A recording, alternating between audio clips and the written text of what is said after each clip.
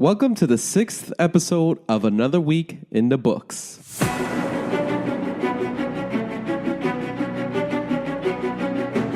In the week of May 20th through May 26th, I give you the books I have thought of while reading during the week, books I'm reading during the week, books I finished this week, books I added to my reading list this week, books and authors that I heard on the podcast I was listening to this week, and the stats for the week. So let's get into it.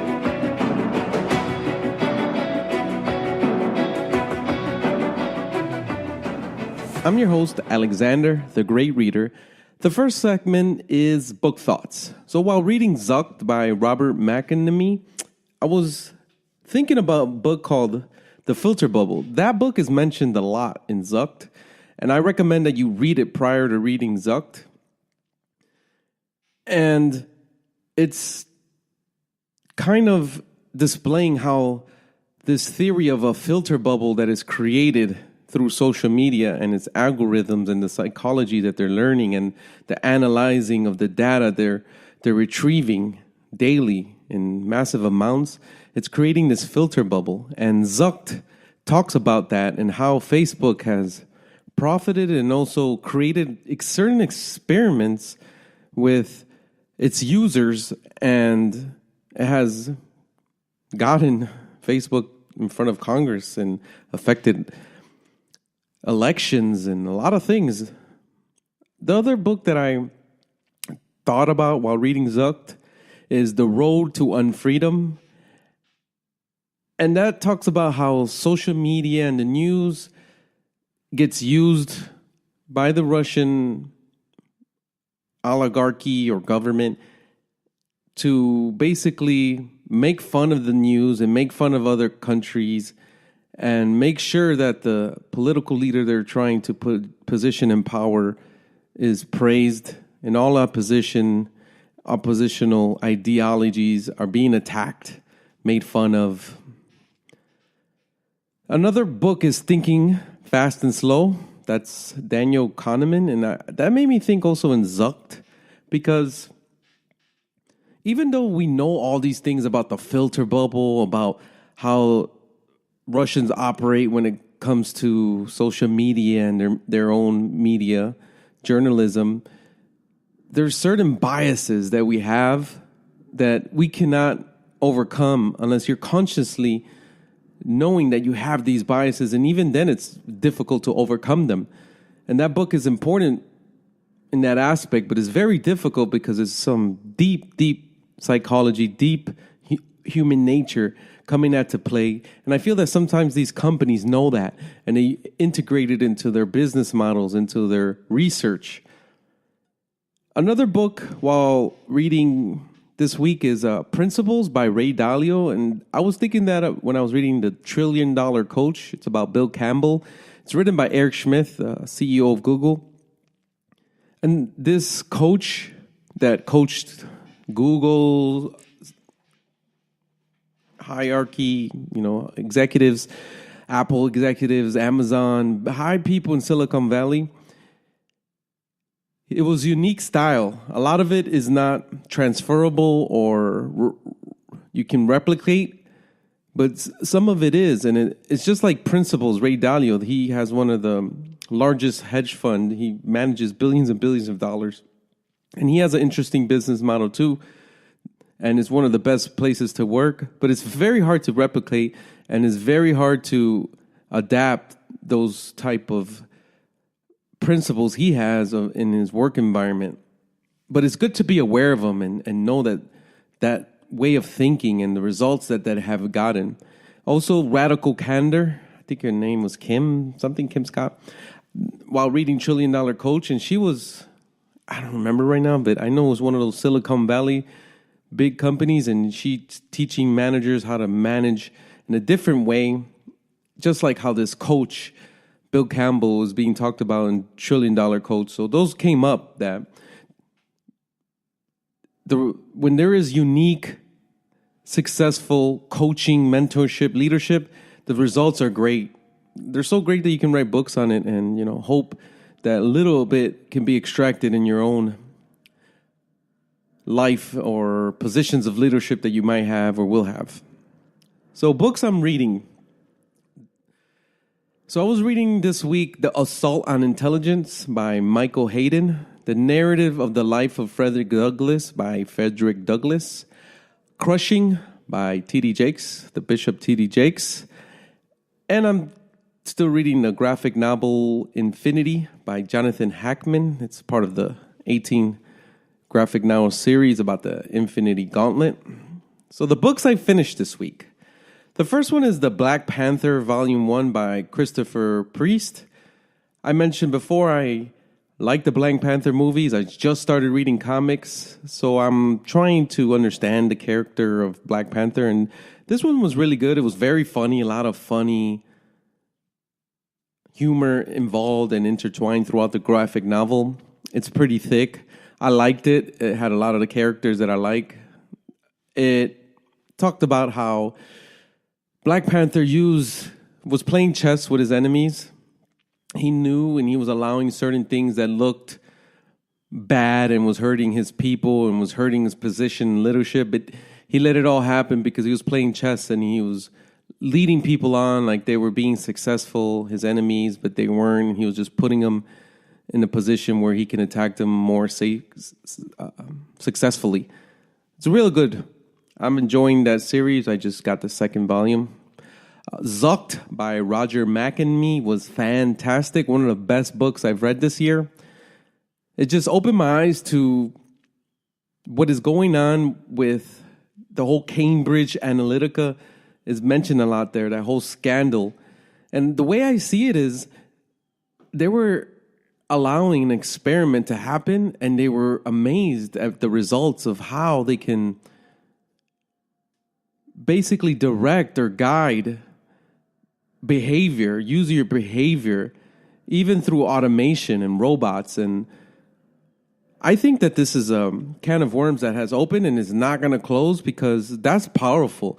And if any government, corporation, politician is going to take the ethical route and not use data or these filter bubble strategies or the strategies that the Russians are being accused of using, if they're not using those, it's like they're in a disadvantage because it's that powerful.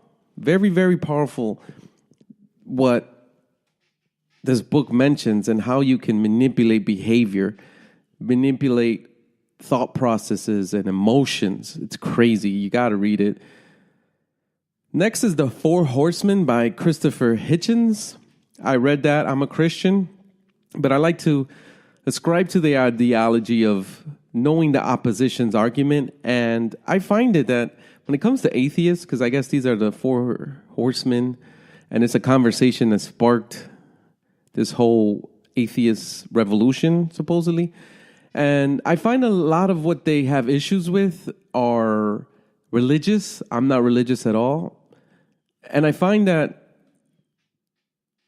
most of the issues they have is because religious people depend on leadership, depend on intellectuals, depend on people who are courageous to lead them.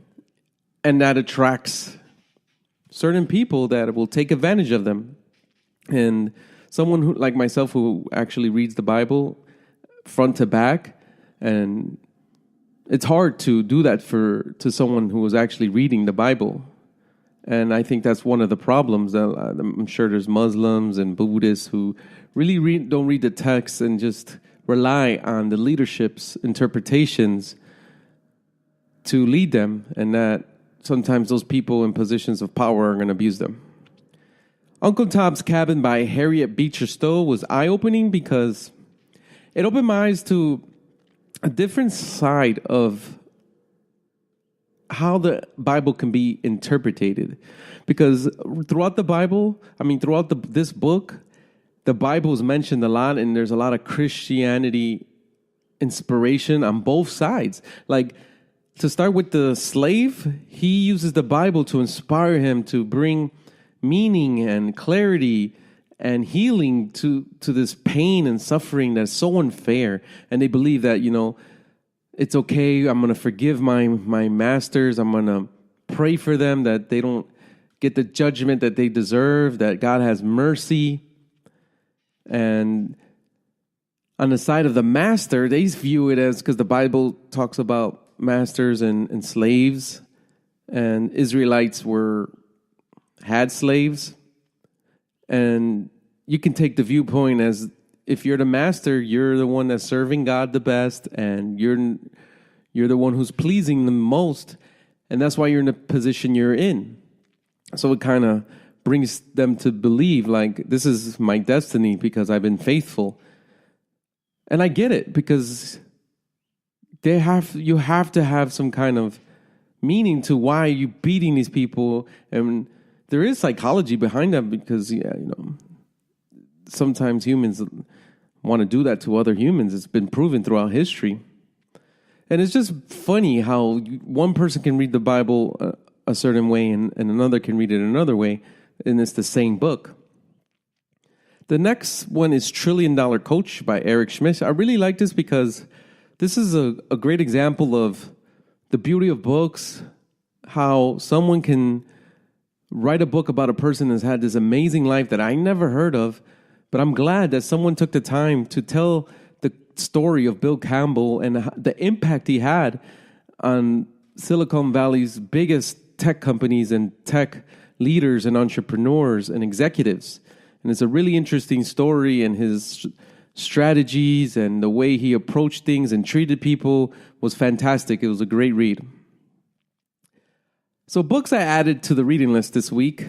First, I was listening to the Joe Rogan podcast with Michael Malice, and he talked about his new book called The New Right. Sounds interesting.